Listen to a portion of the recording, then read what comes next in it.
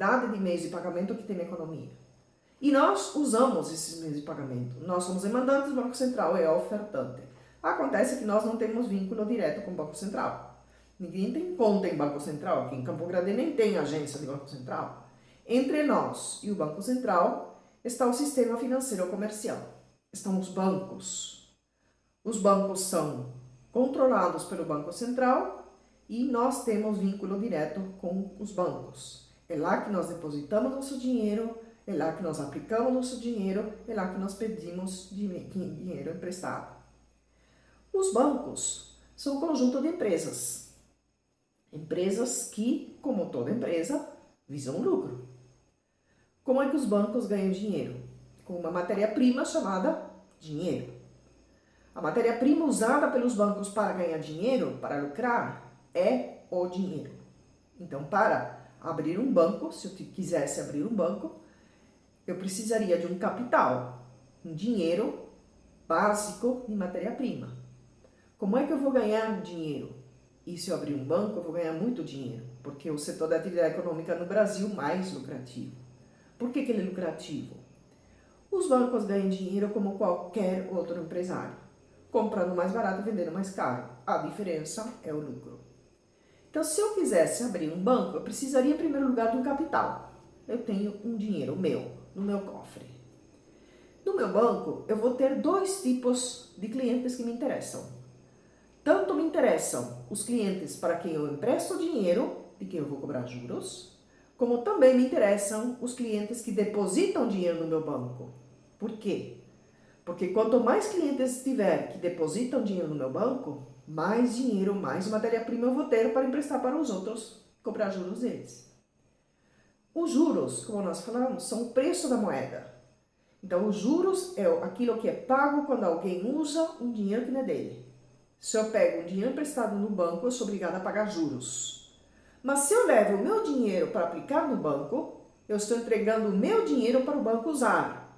Porque ele não vai apenas guardar o meu dinheiro, ele vai usar o meu dinheiro e vai emprestar para os outros. Se é o banco que está usando o meu dinheiro, ele está obrigado a me pagar juros. Por isso é que ele me paga taxas de rendimento nas aplicações. O lucro está na diferença entre o preço de compra e o preço de venda. O preço de compra, no caso do banco, é a taxa de juros que ele paga aos clientes que depositam dinheiro no banco, que são taxas de juros pequenininhas. E a taxa de juros, chamada preço de venda, vai ser a taxa de juros cobrada pelo banco quando empresta dinheiro para outros, que vai ser uma taxa de juros muito grande. As diferenças entre o preço de compra e o preço de venda são muito grandes. Existem vários preços de vendas, porque existem várias modalidades de empréstimo. Dentre as mais caras são o uso do limite de cheque especial e o uso do crédito rotativo do cartão de crédito. Dependendo do banco, a taxa anual de juros está em torno dos 500 até mais 600% ao ano. É o preço de venda. Dinheiro que o banco pode ter conseguido junto ao Banco Central pagando Selic. Selic atualmente está 3,75%. Então não é um bom negócio comprar alguma coisa por 3 e vender por 500? Claro que dá lucro. Esse é o negócio dos bancos. Essa diferença existe e por vezes é considerada abusiva. Depois você fala, não, mas não pode. As taxas de juros do mercado estão muito altas, o governo tem que fazer alguma coisa. O governo pode fazer alguma coisa? Não pode. Não pode porque os bancos têm concorrência entre eles e funcionam em um mercado livre. Se o dono da mercearia comprar latinha de ervilhas lá no atacadão por R$1 e colocar na loja dele um preço de venda de R$30, o governo pode impedir? Não pode. Problema dele é se ele vai vender ou não a esse preço. Problema dele. Mesma coisa os bancos. Se o banco cobra 800% ao ano em taxa de juros, problema dele. O problema nosso é que tem gente que paga. Tem muita gente que usa o limite do cheque especial, o crédito rotativo do cartão de crédito. E os bancos fazem de tudo, usam estratégias imensas para nos convencer que é uma boa, que é bom usar o seu limite, te dá o limite, te dá cartões de crédito, gasta, se descontrola, porque ele quer mais é que você fique no vermelho e tem a obrigação de recorrer a esses empréstimos caríssimos. Não deixam de ser empréstimos. O uso do limite de cheque especial é quando você entra no negativo na conta. Então, quando você tem dinheiro na conta, você passa seu cartão ou emite um cheque, quem recebe o cheque vai no banco, cobra e é tirado da sua conta. Mas pode acontecer de você emitir um cheque sem ter dinheiro na conta. Antigamente, se não tinha dinheiro na conta, o cheque era simplesmente devolvido. Hoje em dia, não é devolvido se você tiver um limite aprovado pelo banco. Ou seja, o banco é que estabelece até quanto você pode entrar no negativo na conta. Então, se o banco sabe que a conta é de uma empresa, e nessa empresa normalmente circulam nessa conta em torno de 40 mil reais, o banco vai liberar 10 mil reais de limite de cheque especial, ou seja, a empresa pode entrar no negativo até 10 mil reais. Se passar disso aí já bloqueia, não continua pagando. Por que o banco faz isso? Porque sabe que mês que vem entram 40 mil. Ele vai debitar o que o empresário tomou emprestado. Agora, se o banco sabe que a conta é de um estudante, ele sabe que na conta do estudante não circulam 40 mil reais por mês, que circulam 1.000 reais e olha lá. Ele não vai dar um limite de 10 mil, vai dar um limite de 200 e olha lá. O banco se resguarda. Ele está fazendo um empréstimo, mas nas condições que sejam favoráveis para a devolução. Porque para o banco, o que interessa é que o cliente devolva o dinheiro. Porque o cliente devolvendo o dinheiro, ele presta para outros. Mesmo empréstimos mais baratos, para os quais são exigidas uma porção de coisas. Quanto mais barato o dinheiro, maiores as exigências. Por vezes são exigidos projetos de viabilidade, são exigidas garantias reais, são exigidos um monte de documentos. Mesmo quando tem todas as exigências, o banco faz uma análise cuidadosa porque ele quer é que o tomador de empréstimo devolva o dinheiro. Quando ele tem um empréstimo meio barato e tem o risco de não ter devolução, ele vai exigir uma garantia, uma escritura, alguma coisa. Não é que o banco tem interesse em tomar os imóveis dos tomadores de empréstimo. Não é nem interessante para o banco, porque o que ele quer é o dinheiro. Se o banco tomar um imóvel de um tomador de empréstimo que não deu conta de devolver o empréstimo, ele vai ter que vender o imóvel, porque o banco quer o dinheiro. A matéria-prima do banco é dinheiro, ele tem que transformar aquele imóvel em dinheiro. É por isso que eles pedem garantia reais de 40% a mais do valor do empréstimo. Se eu pegar R$1 milhão emprestados, eu vou ter que levar uma escritura de 1.400.000. Porque se ele tomar o meu imóvel, ele vai pôr uma placa e vai vender por 1.100 rapidinho. Voltando então ao sistema financeiro. A diferença de taxa de juros entre taxas de juros pagas e taxas de juros cobradas, então, é muito grande. Acontece que quanto mais fácil for conseguir o dinheiro, mais caro ele é. Então, você entrar no limite do cheque especial não requer nada, você não pergunta para ninguém, você só usa, por isso é muito caro. Usar o crédito rotativo do cartão de crédito também é muito simples, basta você pagar menos do que o valor total da fatura. Se você não paga o valor total da fatura, você entra no crédito rotativo a taxas de juros altíssimas. Você que decide, você não pergunta para ninguém. E o banco quer mais é que você faça isso, que você entre no negativo, que você entre no crédito rotativo, porque é aí que eles ganham rios de dinheiro. Os bancos são eficientes no que fazem, que é ganhar dinheiro. Nós é que precisamos sermos mais eficientes, termos estratégias para nos defendermos dessas estratégias dos bancos, porque em toda situação, se alguém ganha, e alguém ganha muito, é porque alguém perde.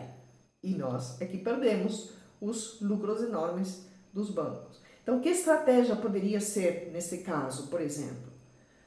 Sabemos que os bancos têm inúmeras opções diferentes de empréstimos. Claro que algumas têm mais trâmite, algumas têm mais exigências, outras são mais simples. Mas se, por exemplo, eu vou fazer um negócio e vão precisar de 5 mil reais que faltaram, se em vez de entrar negativo 5 mil reais na minha conta, eu fosse ao banco e perguntasse sobre um empréstimo por um mês de 5 mil reais, eu vou encontrar com certeza modalidades de empréstimo muito mais baratas do que usar o limite do cheque especial. Só que tem que ir lá no banco. Ou mesmo nem precisa ir no banco, pode entrar na internet na página do Banco Central, que aparecem as taxas de juros cobradas em todas as modalidades de crédito de cada um dos bancos. Dá para procurar essa informação. Dá para pesquisar preços no sistema financeiro. Coisa que nós estamos habituados a fazer quando compramos outros bens. Quando compramos uma geladeira, não vamos comprar a primeira que aparecer, vamos comparar preços, qualidade, modelo, tamanho. Quando formos comprar uma calça, vamos comparar. Mesma coisa com dinheiro, só que nós não estamos acostumados. Estamos acostumados a resolver o problema da forma mais fácil possível. É a forma mais cara. E é isso mesmo que os bancos querem, que nós usemos as formas mais fáceis e mais rentáveis para eles. Voltando ao mercado de moeda, então, nós somos demandantes e somos influenciados positivamente pela renda. Quanto maior a renda, maior a demanda por moeda, maior a quantidade de dinheiro que teremos no bolso e na conta corrente. Como é a influência da taxa de juros, o preço do dinheiro? É uma influência inversa. Por quê? Porque a taxa de juros vem a ser o custo de oportunidade de se reter moeda. Lembram do conceito de custo de oportunidade? É aquilo que você deixa de receber. Muito bem. Se eu tenho dinheiro em conta corrente e o banco me oferece uma alta taxa de juros, eu vou preferir deixar o mínimo possível em conta corrente e passar uma boa parte desse dinheiro que está em conta corrente para uma aplicação a juros, porque os juros estão altos. Se eu levo o meu dinheiro para aplicação a juros, eu deixo de demandar moeda, porque ele não vai mais estar nem na conta corrente nem no meu bolso. Então, quanto mais altas as taxas de juros, menor a demanda por moeda. Já se as taxas de juros estiverem muito baixas, eu vou preferir, para ter liquidez imediata, manter o meu dinheiro em conta corrente. Não vale a pena aplicar a juros, porque a taxa de juros está muito baixa. Então, se a taxa de juros estiver muito baixa, a demanda por moeda vai ser maior. Se estiver alta, a demanda por moeda vai ser menor. Esse é nosso comportamento enquanto usuários da moeda. O Banco Central controla o volume de moeda que tem uma economia. Controla o lado da oferta. Como qualquer ofertante, quando ele aumenta a oferta, disponibiliza mais moeda, mais recursos, mais liquidez, o preço, a taxa de juros tende a cair. Quando isso acontece, a economia tem a oportunidade de crescer, porque quando os juros estão baixos, o crédito vai ser barato, as vendas a prazo vão aumentar e o crédito sendo barato, os empresários poderão investir, então a economia vai crescer. Mas, por vezes, as medidas de política monetária têm que ser contrárias, tem que ser no sentido de restringir a oferta de moeda. Quem faz isso é o Banco Central. O Banco Central tem instrumentos para ampliar a oferta de moeda quando quer ajudar a economia a crescer ou contrair a oferta de moeda quando necessário. Quando que é necessário? Quando existir ameaça de inflação, de aumento de preços. A função do Banco Central é ficar cuidando da economia, observando a economia. Porque o Banco Central observa que a economia está crescendo, ou seja, está produzindo mais. E para produzir mais, está realizando mais transações. É natural que o Banco Central reaja e libere mais dinheiro. A quantidade de dinheiro que tem atualmente na economia brasileira é maior da quantidade que tinha nos anos 90, porque a produção agora é maior. Quem que liberou dinheiro nesse decorrer? O Banco Central. Então, o Banco Central vai acompanhando a economia. A economia está crescendo, produzindo mais, ele aumenta a liquidez. Mas, se ele perceber que tem dinheiro demais na praça com relação à produção, seja porque a produção parou de crescer ou mesmo está diminuindo, ele tem instrumentos para retirar dinheiro da economia. Sem que ampliar a liquidez ou diminuir a liquidez signifique dar dinheiro para ninguém, nem tirar dinheiro de ninguém. Como que o Banco Central pode fazer isso, ampliar e diminuir a oferta de moeda? Através dos chamados instrumentos de política monetária, que são os seguintes: a emissão, a taxa de encaixe compulsória, a taxa de redesconto, as operações de mercado aberto e a taxa Selic. Começando pela taxa Selic. Taxa Selic é a taxa de juros básica da economia brasileira. É a taxa de juros utilizada para operações interbancárias. É a única taxa de juros, o único preço de dinheiro que é fixado pelo Banco Central. As demais taxas de juros são de mercado, são preços de mercado. Preços que são altos quando tem demanda, como qualquer outro preço de mercado. A única taxa controlada pelo Banco Central é a taxa Selic. É como se fosse o preço em nível atacado do dinheiro. E ele é utilizado em operações interbancárias, quando um banco consegue dinheiro de outro banco emprestado um dia para devolver no outro, podendo inclusive ser o Banco Central. Então, o banco pode conseguir dinheiro à taxa Selic, hoje é 3,75%.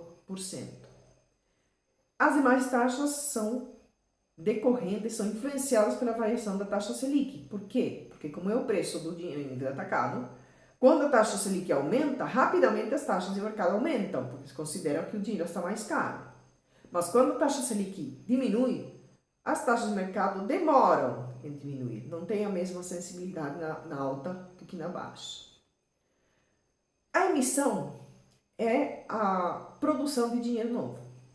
Quem produz o dinheiro é a Casa da Moeda, mas quem autoriza a Casa da Moeda a produzir dinheiro novo é o Banco Central. Se o Banco Central observa que a economia está produzindo mais e é necessário produzir mais dinheiro, o Banco Central autoriza a Casa da Moeda a produzir o dinheiro novo e o Banco Central é que injeta esse dinheiro na economia. De que forma? Oferecendo esse dinheiro barato aos bancos comerciais. Se os bancos comerciais conseguem um dinheiro barato, eles vão oferecer aos seus clientes a taxa de juros mais baixas, porque tem maior oferta do produto moeda. No caso contrário, precisa reduzir a oferta de moeda, não poderíamos usar um instrumento contrário à emissão. Porque se emissão é produzir dinheiro novo, o contrário seria destruir dinheiro. E destruir dinheiro é crime.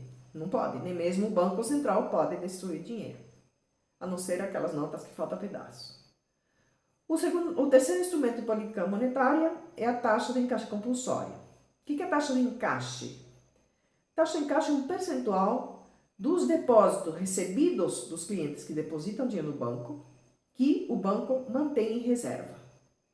Tem uma taxa de encaixe que o banco considera tecnicamente dele. Então, de todo o dinheiro depositado, o Banco Central não vai emprestar tudo isso para outros, porque tem um risco do cliente no outro dia vir querer um pouco do dinheiro dele. Então, eles usam um percentual. Cada banco usa o seu percentual de encaixe técnico. O encaixe compulsório é outro percentual que é imposto pelo Banco Central. Por isso se chama encaixe compulsório obrigatório.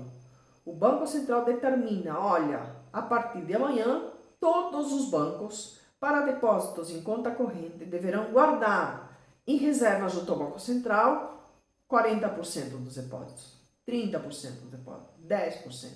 Essa é a taxa de encaixe compulsório. É o Banco Central que determina. Assim como um dia é 30%, ele pode falar no outro dia, não precisa ser 30%, pode ser 10%. Se isso acontecer, o banco comercial vai ficar com maior volume de dinheiro disponível para emprestar. A oferta de moeda vai aumentar.